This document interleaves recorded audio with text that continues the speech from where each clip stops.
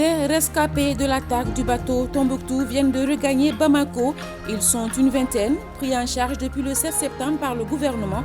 Ils ont été transportés vers la capitale par l'armée malienne en compagnie de certains membres du gouvernement et de la présidence.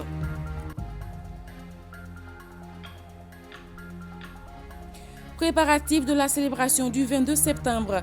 Tout est fin prêt pour la cérémonie de prise d'armes. Le constat est fait ce matin par le ministre de la Défense et des anciens combattants qui a assisté aux derniers exercices. Pour rappel, la cérémonie sera présidée par le président de la transition.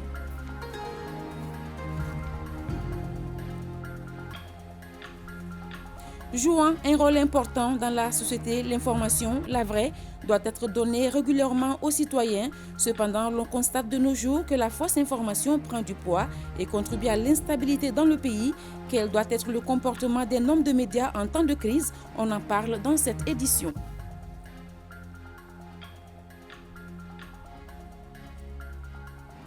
Nous célébrons ce vendredi les 63 ans du Mali indépendant. À cette occasion, la rédaction fait l'historique du système éducatif malien de 1962 à nos jours. Différentes réformes ont été menées, toutes à viser à former des cadres pouvant répondre aux besoins socio-économiques du pays.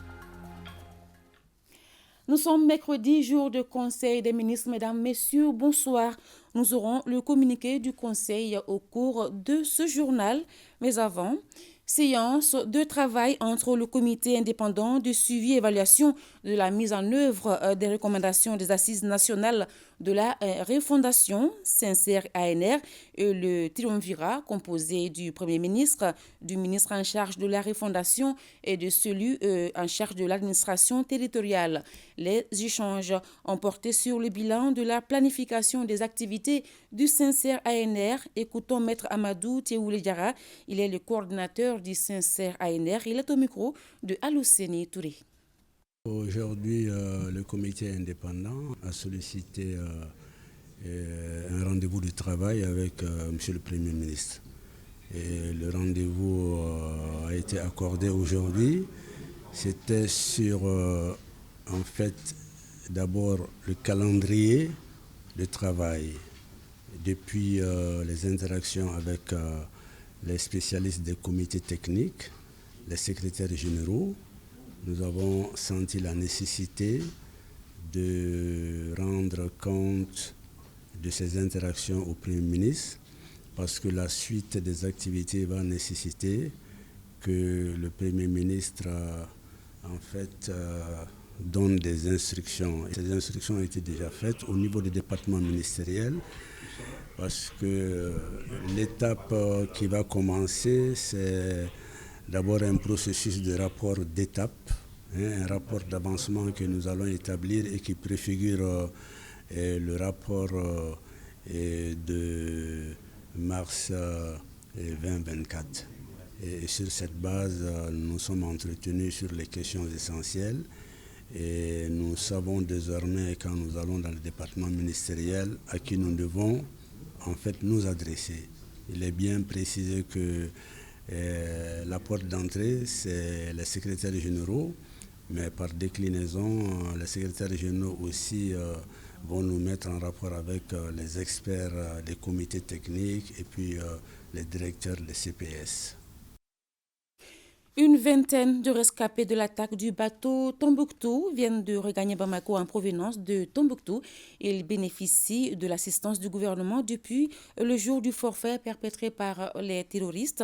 Pour ce voyage assuré par l'armée malienne, les rescapés étaient accompagnés par 3 membres du gouvernement et une délégation de la présidence. Une manière pour l'État de réaffirmer que chaque Malien compte. Nous y reviendrons au cours de ce journal avec Fousseni Tunkara. Et nous restons avec les rescapés de l'attaque du bateau Tombouctou. Cette fois-ci à Tombouctou, ils ont reçu la visite de 3 ministres ce matin. Soutien et réconfort sont les mots maîtres de cette rencontre. Il s'agit du ministre de la Réconciliation nationale, ceux des Transports et de la promotion de la femme.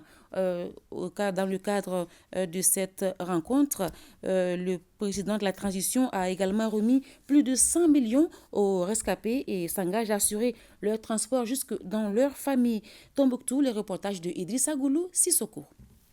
Par cette visite à Tombouctou, le gouvernement entend apporter sa compassion aux 407 victimes du bateau Tombouctou. Ils ont été rassurés que tout sera mis en œuvre pour leur acheminement dans leurs familles respectives. Déjà, ils sont tous acheminés sur Tombouctou. Depuis la survenue de la tragédie, les autorités de tous les niveaux ont déployé des actions sociales, humanitaires et sanitaires. C'est le lieu de les féliciter et de remercier les partenaires techniques qui ont soutenu les différentes interventions. Ces 22 rescapés montent à bord de cet avion militaire pour Bamako. Les barbares ont attaqué les bateaux. Les bateaux, c'est un moyen de déplacement sur le fleuve, mais ils ne peuvent pas attaquer tous les autres moyens de déplacement. Nous avons l'aviation et je promets aujourd'hui qu'il y a un programme. La rotation va commencer dès aujourd'hui pour que chaque rescapé du bateau puisse se rendre chez lui et dans de bonnes conditions sécurisées. Nous voulons rassurer les rescapés que tout le gouvernement du Mali est à leur côté et témoigne leur solidarité. Nous sommes venus ici aujourd'hui pour un soutien moral, mais aussi pour un soutien matériel, parce que nous les avons amenés des dons en vivres et en non-vivres. Et depuis l'attaque du bateau et depuis les différentes attaques, il y a eu une forte mobilisation. Aujourd'hui, c'est le lieu de remercier toutes les bonnes volontés, le gouvernorat, la communauté, les partenaires techniques et financiers qui sont très nombreux. Nous voulons ici les remercier, les féliciter pour tous les secours et tout l'accompagnement qu'ils ont voulu manifester à l'endroit des rescapés du bateau. En plus du transport Gourmara-Rousso-Tombouctou et l'établissement d'un pont avion à travers ses œuvres sociales, le président de la transition met à leur disposition la somme de 101 750 000 francs CFA. C'est dans le cadre des œuvres sociales du président de la transition que nous sommes là. Comme il le dit chaque fois, aucun Malien ne sera oublié. Surtout quand on subit un tel drame, c'est tout le peuple malien qui a subi ce drame. Le premier responsable en premier, il a jugé nécessaire de venir donner 250 000 francs par rescapé, d'organiser des vols de retour dans leur famille de tous les rescapés. Ces actions montrent à suffisance qu'aucun Malien ne sera abandonné, d'après le gouverneur de la région de Tombouctou lors de son passage à Gourmara-Rousso. L'amicale des anciens ambassadeurs et consuls généraux du Mali et le Haut Conseil des Maliens de Côte d'Ivoire condamnent l'attaque du bateau Tombouctou. Ils présentent leurs condoléances aux familles des victimes et souhaitent prompt rétablissement aux blessés. Et hors de nos frontières, renforcement de l'axe Bamako-Kigali avec la signature de 3 accords de coopération entre le Mali et le Rwanda. Il s'agit d'un projet d'accord cadre de coopération entre les deux pays, d'un projet d'accord portant création de la Grande Commission mixte de coopération et du projet de mémorandum d'entente relatif aux consultations politiques entre les ministères des Affaires étrangères du Mali et du Rwanda. La cérémonie de signature s'est tenue en marge de l'Assemblée générale des Nations unies. Le ministre Abdoulaye Diop a également eu des échanges avec son homologue de l'Ouganda. Les échanges ont porté sur le renforcement de la coopération bilatérale et d'autres sujets d'intérêt commun. Deuxième jour de l'Assemblée générale de l'ONU, la délégation malienne conduite par Abdoulaye Diop, ministre des Affaires étrangères et de la coopération internationale, a préparé plusieurs rencontres de haut niveau. Le chef de la diplomatie malienne était en dialogue de haut niveau sur le financement du développement. Le ministre de la Santé, elle était sur la réunion de haut niveau sur la prévention, la préparation et la riposte face aux pandémies, et son collègue de l'environnement et de l'assainissement prenait part au sommet sur l'ambition climatique. Aïssata Ibrahim Maïga. Organisé tous les 4 ans juste après le sommet sur les ODD pendant la semaine de haut niveau de l'Assemblée générale, le dialogue de haut niveau sur le financement du développement réunit les chefs d'État et de gouvernement et d'autres hauts fonctionnaires, des représentants du secteur privé et de la société civile. Il marque un moment crucial pour le suivi de la mise en œuvre du programme d'action d'Addis Abeba qui a été adopté en 2015 pour fournir un nouveau cadre mondial pour le financement du développement durable. De l'autre côté, la réunion de haut niveau sur la prévention, la préparation et la riposte face aux pandémies a pour objectif d'insuffler un nouvel élan politique, notamment au moyen d'intégration d'une approche multisectorielle de la prévention, de la préparation et de la riposte face aux pandémies compte tenu des conséquences multiformes de celles-ci. Nous savons tous que la dernière grande pandémie que la planète a connue, c'est la pandémie à Covid-19 qui a fait 24 millions de morts. Ça nous a surpris, ça a surpris tout le monde. Donc, le plus triste est derrière nous. Et c'est l'occasion pour tous les pays de s'asseoir, de causer et ensemble de trouver des moyens pour prévenir, pour que plus jamais ce genre de malheur n'arrive. Quant aux acteurs du climat, ils espèrent accélérer l'action des gouvernements, des entreprises de la finance, des autorités locales et de la société civile en ce qui concerne les effets néfastes des changements climatiques. La COP28 est attendue en fin novembre, début décembre 2023. Donc, c'est le plus grand sommet mondial sur le climat. Et il y a des attentes fortes, en tout cas par rapport à ces sommets-là. Et aujourd'hui, il s'agit d'harmoniser les positions des différents continents et les uns et les autres affûtent leurs armes pour aller défendre les positions au sommet de Dubaï qui est très attendu. Donc c'est le lieu vraiment que nous, pays en voie de développement, puissent accorder nos violons pour pouvoir en tout cas exiger le respect des engagements qui ont été pris par les pays développés. Vu la transversalité entre financement du développement, prévention des pandémies et effets du changement climatique, il est attendu de toutes ces réunions l'annonce par les pays et les autres parties prenantes de nouveaux engagements et initiatives susceptibles d'accélérer les progrès de l'agenda 2030. Ici au Mali, tout est fin prêt pour la cérémonie de prise d'armes qui aura lieu le vendredi 22 septembre, fête d'indépendance du Mali. Le ministre de la Défense et des anciens combattants et les responsables militaires ont assisté ce matin au dernier exercice sur la place d'armes du 34e régiment du génie militaire. La cérémonie sera présidée par le président de la transition, colonel Assimi Goïta. Abdoulaye Sako et Mahamadou Sidibé ont assisté à cet exercice suivant leur reportage. À moins de 48 heures du défilé, les autorités militaires procèdent au dernier réglage. Sur la place d'armes du génie militaire, aucun détail n'est négligé, que ce soit la distance entre les hommes, la posture, la manière de porter les armes et surtout l'harmonie des pas. Tout est passé au peigne fin. Les hommes des médias sont aussi briefés et il arrive souvent que l'exemple soit donné par l'un des responsables militaires. Vous êtes là, c'est dans la Manche. Vous sortez comme ça. Est-ce que vous voyez? Vous sortez la manche carrément. Vous marchez et vous rabaissez au niveau du trait.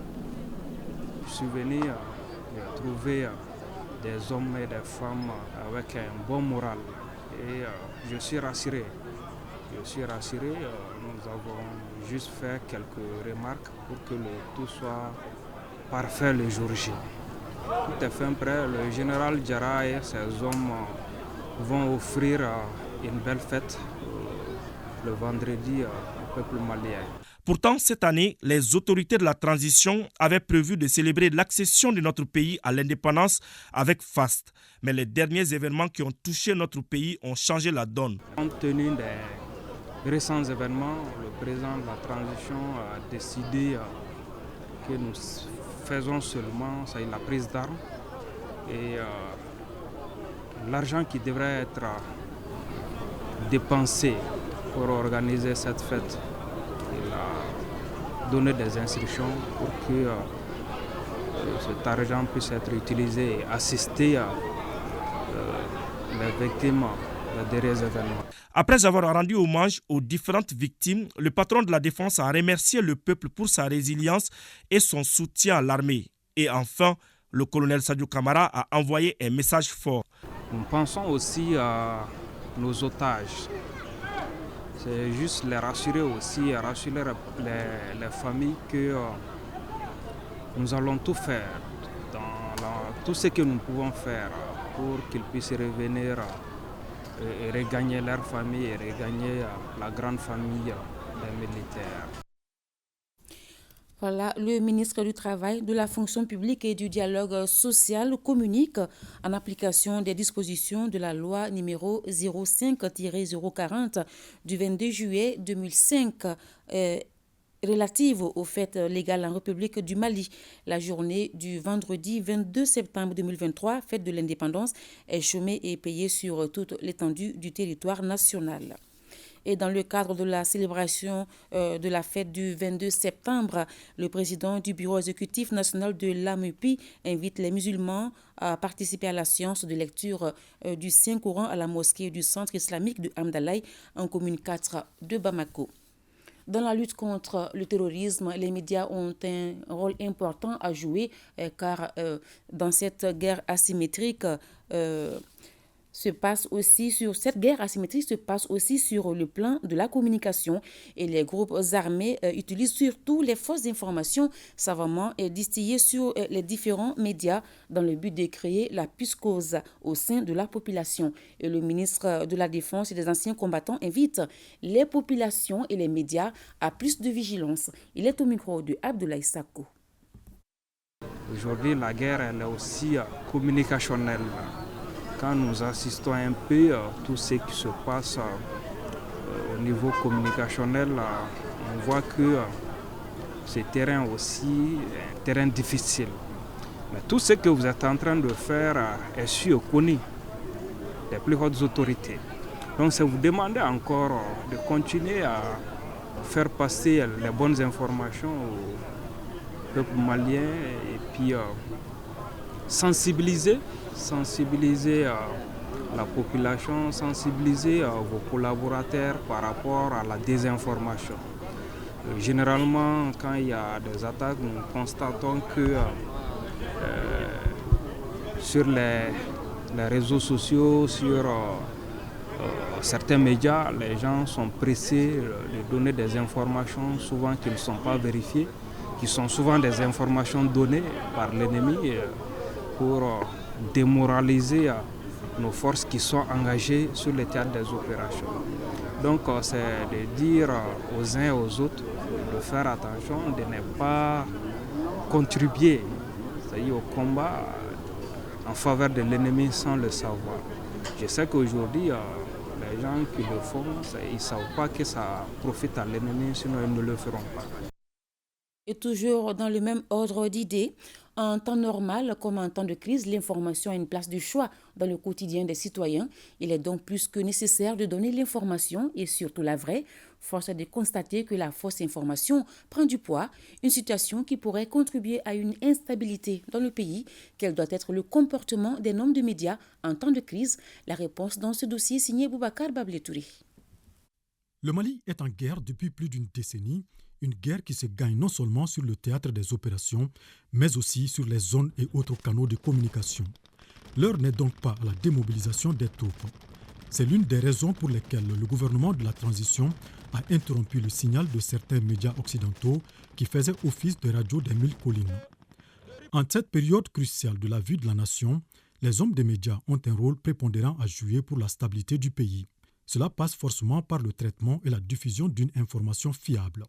Est-il besoin de rappeler qu'il est inutile de procéder à la diffusion d'informations qui heurtent les sensibilités pour un pays déjà meurtri par une dizaine d'années de guerre, par des difficultés de toutes sortes?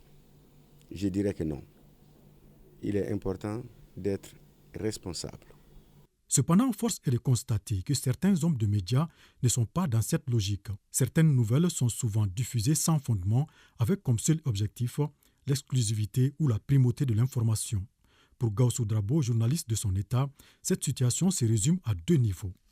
Au-delà du journaliste, c'est toute une rédaction qui doit être impliquée dans la couverture de ces événements. Parce que la situation est assez délicate, assez complexe, pour que cela ne relève pas du jugement d'une seule personne et que cette personne pense que dans ce contexte très difficile, elle puisse se comporter en électron libre.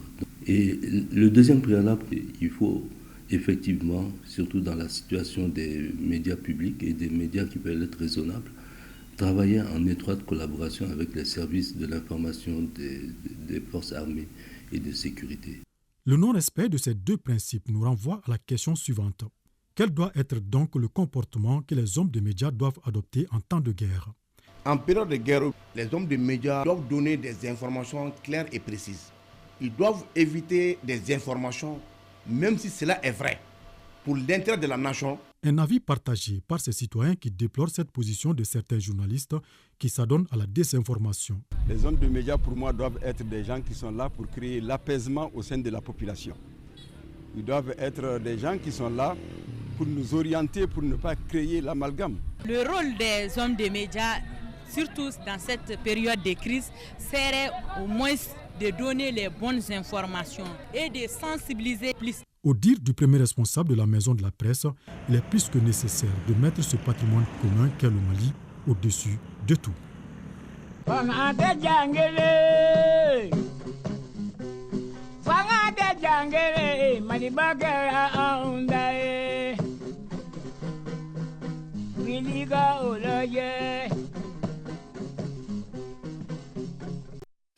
Le Mali indépendant aura 63 ans dans 2 jours. Ce soir, nous vous faisons l'historique du système éducatif.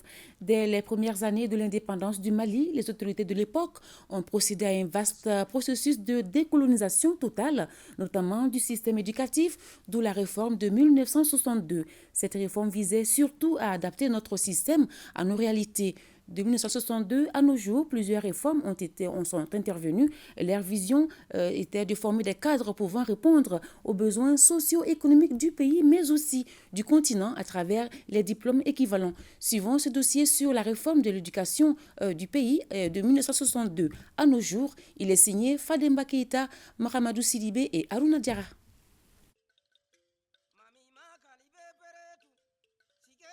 En juillet 1962, la parole était à l'école. Les autorités politico-administratives et scolaires de l'époque organisent un séminaire national sur l'enseignement. Des anciens ministres de l'Éducation nationale tels que Ablé Singaré et Sédou Tall, Djimi Diallo, ancien directeur général de l'enseignement supérieur, et Marie Diarra, professeur de philosophie et du latin, étaient tous témoins et acteurs de la réforme de 1962. Sur le plateau de l'émission, les grands témoins du doyen Tchemourou Makalou, ils fustigent l'éducation coloniale. En réalité, cette éducation, qui ne recrutait que les fils des chefs et d'interprètes comme stipulé dans l'étrange destin de Wangran de Amadou Ampateba, imposait la vulgarisation des idéaux coloniaux et surtout le système d'exploitation qui empêchait les colonisés d'émerger, de savoir qui ils sont. Cette école a eu une autre vocation, celle de former des petits fonctionnaires pour participer à la marche de l'administration. La première école qui a été créée au Soudan français a été créée en 1888 à Kita. Bon, ensuite, 88 à Bamako. Les premiers élèves étaient donc les enfants d'otages. C'est pourquoi l'école s'appelait l'école des filles des otages. En 1960, il y avait 3 docteurs vétérinaires, tous les Mali, 10 docteurs en médecine, 3 pharmaciens, 10 hommes de droit et quelques ingénieurs. Je crois que c'était 3 ou 4. Pas plus tard qu'en 1944, moi j'étais à l'école Terrasson de Fougères. Un professeur a eu des histoires parce qu'il a enseigné l'algèbre pendant une semaine. L'algèbre était interdite aux Noirs. Il était interdit d'enseigner l'algèbre. En 1944. En 1944. On nous a dit à nous, quand nous avons demandé, on a lu dans un journal une affaire de brevet, BEPC, on a demandé à un professeur, c'est quoi le BEPC?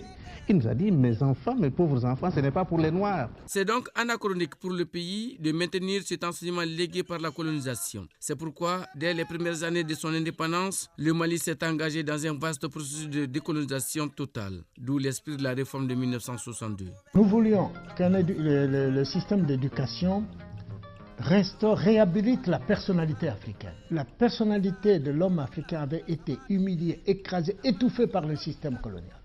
Il fallait restaurer ça, donc les valeurs, le savoir-faire, la dignité, et tout ça c'était là-dedans.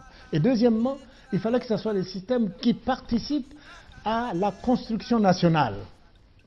C'est pour ça qu'on a dit qu'on ne peut pas faire la construction nationale avec des gens qui ne sont pas formés. Il faut faire éducation de masse et de qualité. Les gens oublient tout le temps qu'on avait parlé de qualité. L'enseignement de masse et de qualité. L'enseignement qui décolonise les esprits. Un enseignement qui offre au pays, dans un minimum de temps, les cadres dont l'économie du pays a besoin pour se développer. Donc, lier l'école à la vie. Ça veut dire lier l'école aux besoins de construction nationale, lier l'école par rapport aux valeurs socioculturelles de la société.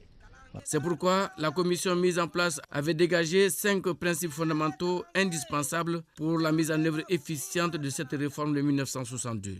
Le premier objectif étant de faire un enseignement de masse et de qualité.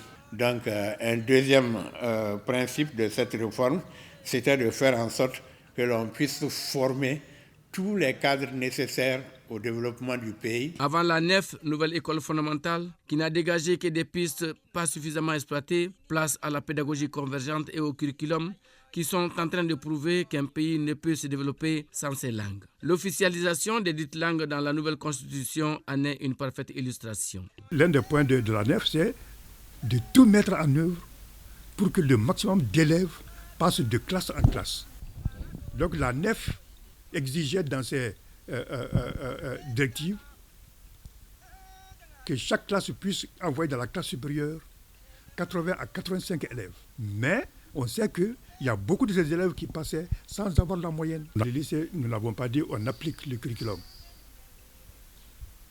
Partout où on applique le curriculum normalement, c'est en train de bien marcher. Et qu'est-ce qui est sûr quand même, c'est que moi je n'ai pas dans ma tête le nom d'un seul pays dans le monde qui s'est développé avec la langue et la culture d'un autre pays. Grâce aux autorités scolaires et à leurs partenaires tels que l'UNESCO, l'UNICEF et autres, les PRODEC 1 et 2 œuvrent aujourd'hui à la promotion de notre système éducatif. Dans le cadre de ces œuvres sociales, le président de la transition a construit, rénové, équipé beaucoup d'écoles, puis les doter des adductions d'eau. Des milliers de non-francs ont été investis et le projet continue. Une seule alternative, c'est créer des meilleures conditions de travail à la fois des encadreurs mais aussi des apprenants. Des systèmes d'apprentissage cohérents à appliquer avec rigueur sur toute la pyramide, c'est-à-dire du fondamental au supérieur, et revoir le système LMD, licence, master, doctorat au niveau des universités. Les élites d'aujourd'hui sont ceux-là qui ont reçu des solides formations académiques. Aucune nation n'émergera si la génération qui doit assurer la relève est mal formée.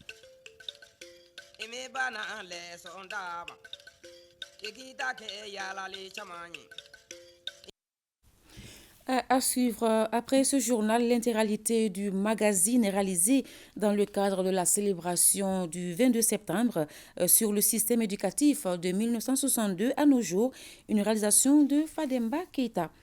Et le quotidien national L'Essor, dans sa parution de demain, jeudi 21 septembre, consacre un numéro spécial sur le 22 septembre. Vous retrouverez dans ce magazine des reportages sur les réformes politiques et institutionnelles, la valorisation des légitimités traditionnelles et un éditorial sur les 63 ans de l'indépendance du Mali.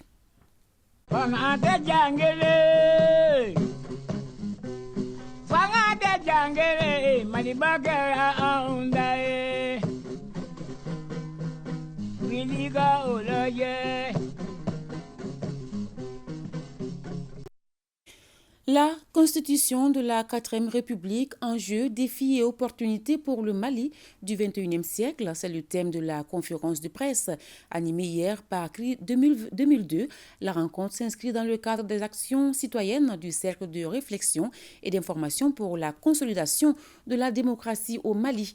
Elle vise à accompagner la mise en œuvre de la nouvelle constitution promulguée par le président de la transition en juillet dernier. Reportage Nourom Sissoko. Cette conférence de presse de CRI 2002, Cercle de réflexion et d'information pour la consolidation de la démocratie au Mali, sur la constitution de la 4e République, défis, enjeux et opportunités pour le Mali du XXIe siècle, participe à la préparation des citoyens dans l'appropriation du document. L'application de cette nouvelle constitution promulguée par le président de la transition le 22 juillet 2023 appelle à une synergie d'action de tous les acteurs pour faire face aux enjeux et défis selon le conférencier. Nous sommes dans certes une période de transition, mais avant cette transition, il y a la constitution du 25 février 1992 qui explique le fait aujourd'hui qu'il y ait l'existence des partis politiques, des syndicats, des organisations de la société civile qui parlent de démocratie, de syndicalisme, de situation apaisée, mais également qu'on est dans une période de transition politique pour la simple raison que les institutions de la transition cohabitent avec les institutions émanant de la Constitution du 25 février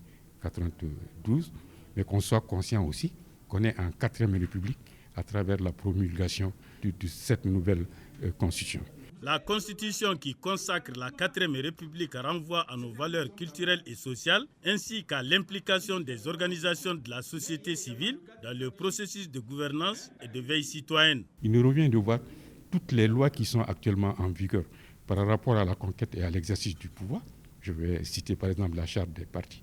Par rapport à l'appel qui a été fait à des nouveaux acteurs constitutionnels, comme les organisations de la société civile dans la Constitution de la 4e République, comme les autorités traditionnelles et légitimité traditionnelle, et des nouveaux pouvoirs, comme par exemple le règlement alternatif des conflits à travers les autorités légitimes traditionnelles. Pour le conférencier, l'heure n'est plus à la divergence, mais plutôt à l'union de tous les fils du pays pour relever les grands défis. Dans la mouvance de la Semaine nationale de la réconciliation, le ministère de la Réconciliation, de la Paix et de la Cohésion nationale a procédé ce mercredi à une remise de dons aux déplacés du site de Niamana à Liu Abdoulaye Touré. Les grands changements débutent par de petits gestes. Pour davantage réconcilier les cœurs et les esprits, la Commission nationale de la réconciliation procède ainsi à la remise de dons aux déplacés du site de Niamana. L'initiative s'inscrit dans le cadre de la Semaine nationale de la réconciliation. Les dons qu'on vient d'offrir, ils sont constitués de sacs d'écoliers, et puis des fournitures scolaires, des pains de 22 septembre à l'adresse des femmes, des moustiquaires et des habits pour les enfants.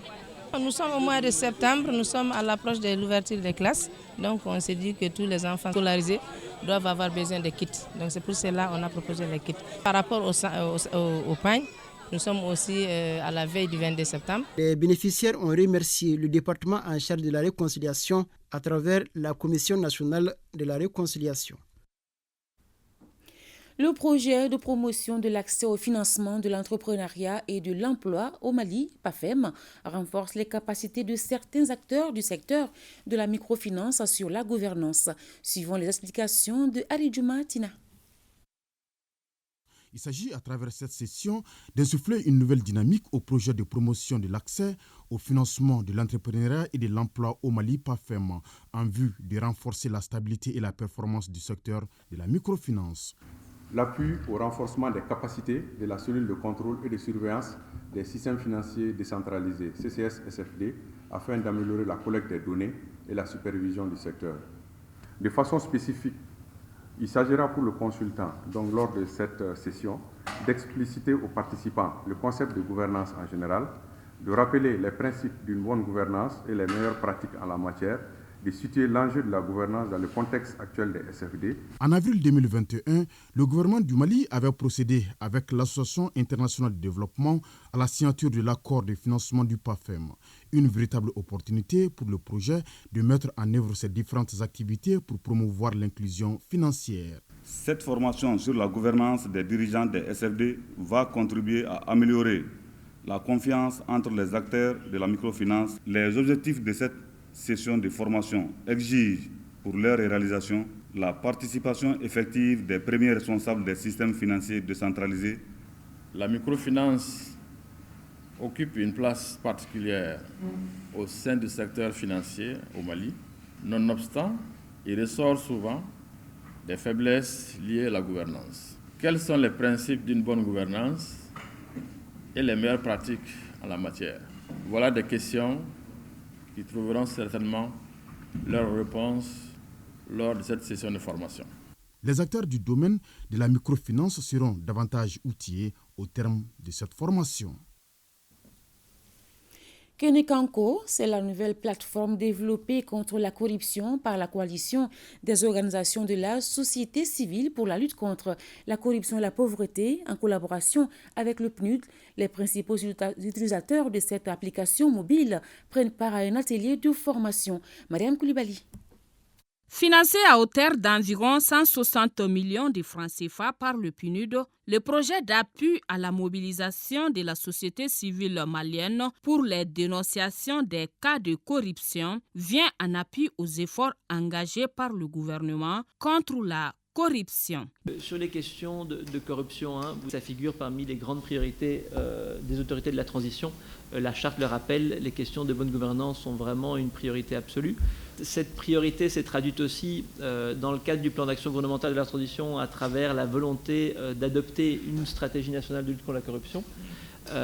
Donc ça traduit concrètement, disons, cette volonté exprimée par les autorités politiques. D'une durée de 2 ans, le projet consistera ainsi à dénoncer les cas de corruption sur la plateforme Kenekankou, toute chose qui nécessite une formation des acteurs concernés. À travers cette formation, la coalition des OSC pour la lutte contre la corruption et la pauvreté veut fédérer les organisations de jeunes, de femmes et les leaders communautaires autour de la problématique de la lutte contre la corruption à travers les dénonciations sur la plateforme mobile Kenekankou. Nous sommes vraiment outillés par rapport à l'utilisation de la plateforme Kenekankou, également pour les dénonciations et la documentation des cas de corruption. Vraiment, ces 2 jours de formation nous ont quand même permis de discerner les formes de corruption. Les travaux ont été sanctionnés par une remise des tablettes au point Foko. L'IMRAP, l'Institut malien de recherche Action pour la paix, fête demain son 10e anniversaire qui coïncide avec la Journée internationale pour la paix. Un prélude à cette cérémonie, le directeur exécutif de l'IMRAP, Alassane Niambélé, s'est entretenu avec notre reporter Boubacar Kanouté. Souvent. L'Institut malien de recherche Action pour la paix, comme son nom l'indique, est une association de 3 Maliens qui œuvrent dans le cadre de la consolidation de la paix aux côtés des autorités depuis sa création en 2013, à travers la mise en place des espaces de dialogue, en utilisant le dialogue inclusif et participatif pour amener les différentes composantes de la société à identifier les défis à la paix et trouver les opportunités pour le renouvellement du vouloir vivre ensemble harmonieux afin de faire face aux défis du développement. Pour notre institut, la Semaine nationale de réconciliation initiée par les autorités a tout son sens, parce que compte tenu de la communion que cela crée autour de la cohésion sociale, de la réconciliation et de la paix à travers le pays. Et en termes d'enjeux, nous disons qu'il faut que les autorités parviennent à maintenir la CNAR dans la durée au service de la paix. Dans le cadre de la célébration de notre 10e anniversaire, nous voulons lancer une idée de projet intitulée « Changement de comportement pour une citoyenneté active et engagée au Mali ». Le secrétaire général du ministère de la Communication a présidé la cérémonie de signature de la charte des professionnels des médias en ligne. L'association des professionnels de la presse en ligne, à travers cette charte, veut pacifier le cyberespace au Mali. Reportage Youssouf Diakité. L'Association des professionnels de la presse en ligne du Mali veut pacifier le cyberespace au Mali. L'association vient de mettre à la disposition de ses professionnels une charte qui gère désormais la presse en ligne au Mali. Et cette charte est composée de 19 articles et traite des questions cruciales liées à la responsabilité des professionnels de la presse en ligne et à la modération des contributions et des commentaires ainsi qu'au suivi à l'adhésion. L'article 2 de la charte engage les professionnels de la presse en ligne à défendre la liberté d'expression et du commentaire et de l'opinion. L'article 3 de cette charte les exhorte à publier exclusivement des informations véridiques et à ne pas altérer les textes et les documents. Nos interventions visent à promouvoir une bonne gouvernance des médias et à renforcer les capacités des acteurs du secteur des médias. Le projet, l'Internet et les médias pour la citoyenneté, le genre et la paix, mis en œuvre avec grand succès par Appel Mali, s'est inscrit dans ce cadre. Le gouvernement du Mali et les fêteurs de la presse ont salué la démarche de l'Appel Mali. J'aurais souhaité, avec l'accompagnement du ministère de la Communication, de la Haute Autorité de la Communication que cette charte devient obligatoire pour tous ceux-là qui cherchent une carte de presse et qui sont dans le domaine de la presse en ligne. Je pense que le ministère de la Communication ne peut que saluer cette initiative qui vient en complément des initiatives que nous sommes en train d'engager, notamment en ce qui concerne les réformes qui sont engagées au niveau du ministère de la Communication en ce qui concerne le sous-secteur de la communication. Je vais me dire que depuis un certain temps, nous travaillons sur un ensemble de projets de tests, y compris un décret régissant la presse en ligne. L'adhésion à la charte pourrait faciliter l'obtention de la carte nationale de presse pour les professionnels de la presse en ligne. Je le disais, dans le sommaire, une vingtaine de rescapés de l'attaque du bateau Tombouctou viennent de regagner Bamako en provenance de Tombouctou. Ils bénéficient de l'assistance du gouvernement depuis le jour du forfait perpétré par les terroristes. Pour ce voyage assuré par l'armée malienne, les rescapés étaient accompagnés par 3 membres du gouvernement et une délégation de la présidence. Une manière pour l'État d'affirmer que chaque Malien compte. Fousseni Tunkara et Mahamadou Sidibé. Aéroport président Modibo Keïta Sénou.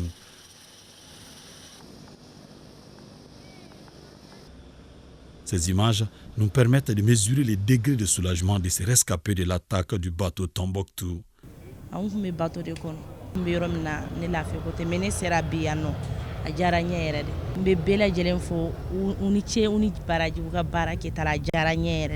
Parce que bien sera kata docteur Sola mbora yoro mena ntara docteur Sola nana benuye uko ko ministre te se kata kanto parce que c'est un problème no yanta kana ajara nyoko ju aiga el ku fondo go egil jino bori fondo go na ko ba ki na touché. Il ne peut que remercier le gouvernement malien.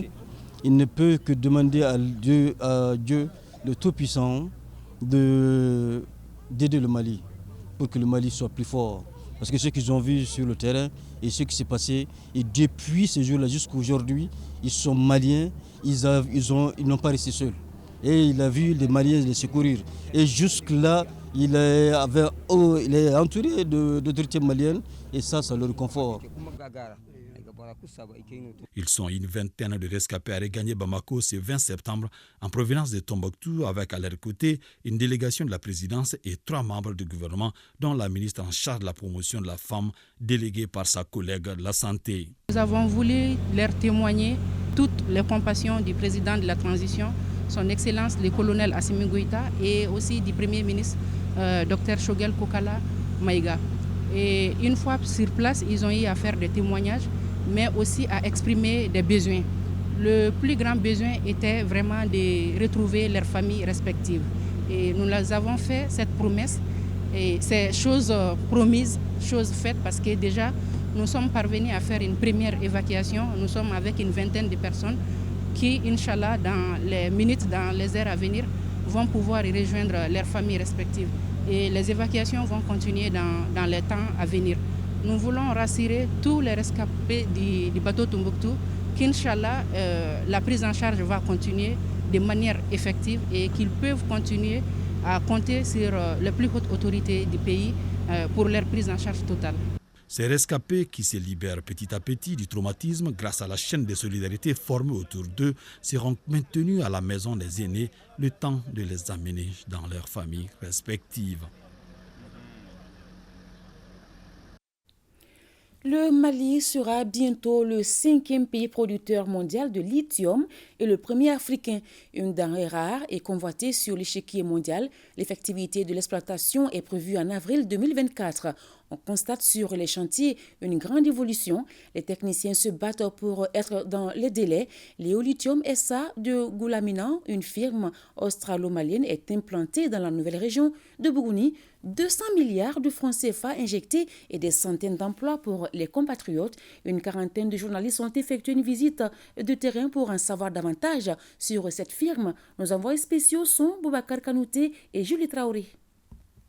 Plus de 1000 emplois directs créés, à majorité des Maliens, 200 milliards de francs CFA investis en séjour, Léolithium de Goulamina, situé à 25 km de Yamfouila, dans la région de Bougouni, est une chance énorme pour le Mali, au moment où la question de la transition énergétique se pose avec acuité.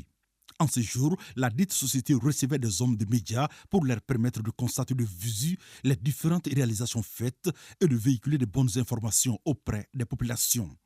Quant à l'opérationnalisation de la société minière, elle est prévue courant avril 2024, estime son directeur. Les travaux se passent très bien. Nous avons fait la pose de la première pierre en début juin 2022, donc il y a un peu plus d'une année. Et aujourd'hui, nous sommes à un taux de réalisation assez satisfaisant. Les travaux se déroulent parfaitement bien. Cette mine regorge l'un des gisements les plus importants au monde. Aujourd'hui, il se classe en 5e position en termes de taille, d'importance et de qualité. Et ça va constituer la toute première mine de lithium en Afrique de l'Ouest. Nous employons aujourd'hui 1312 personnes qui sont constituées à plus de 90% de Maliens. Côté environnemental, l'éolithium de Golamina n'a pas lésiné sur les moyens pour éviter toute agression contre l'écosystème. Nous avons un département environnement qui est très compétent, très expérimenté, qui réfléchit de façon continue, de façon permanente à des pratiques meilleures en termes de gestion environnementale et sociale, de gestion des déchets, de gestion des eaux, de gestion de la poussière. Avec une production de 1,94 million de tonnes de lithium concentré sur une durée de 23 ans, la société sera au rang de premier producteur africain.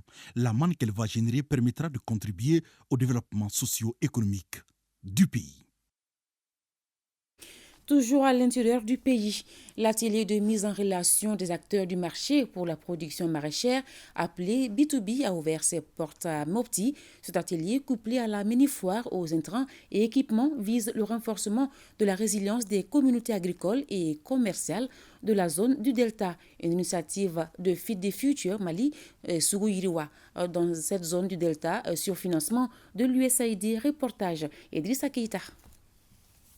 Cet atelier vise à faciliter l'accès des acteurs du marché aux opportunités ainsi que l'amélioration de la fourniture de produits et services de qualité aux producteurs, aux micro, petites et moyennes entreprises. Durant 3 jours, les participants venus des cercles de Mopti vont mener des réflexions afin d'améliorer leurs performances. La cérémonie se situe dans le cadre de la création d'un espace d'échange et de dialogue entre les acteurs du marché, faciliter et renforcer les liens d'affaires durables pour la fourniture des intrants agricoles, les équipements ainsi que les services financiers dans le cadre de la production maraîchère. Cet espace est aussi une tribune de promotion et de valorisation des produits locaux. Une mini-foire est organisée à cet effet. La foire commerciale des intrants et équipements maraîchers, couplée à l'atelier de mise en relation B2B, vise 2 objectifs majeurs. Faciliter l'accès au marché inclusif pour les petits producteurs n'ayant pas toujours l'occasion de participer aux événements de commercialisation de dimension régionale et nationale. Contribuer à améliorer le revenu des petites et moyennes entreprises. Pilotée par Kermali, Amassa Afrique Verte et Empreinte Sahel, cette rencontre est née de l'expertise de Feed the Future Mali Sougou-Iriwa dans la zone du Delta. Elle bénéficie de l'appui financier de l'USAID. Suivons à présent un extrait de la prestation de la troupe de Bamako à la Biennale Mopti 2023.